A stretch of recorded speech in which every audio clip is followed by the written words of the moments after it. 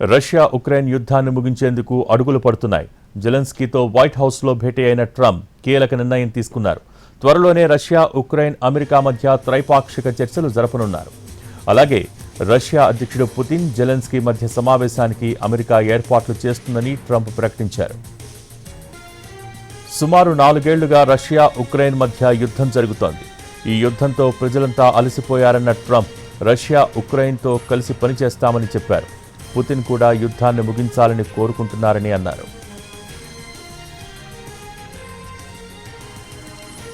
కాల్పుల విరమణ కాదని శాంతి ఒప్పందం జరగాలని ట్రంప్ ఆకాంక్షించారు.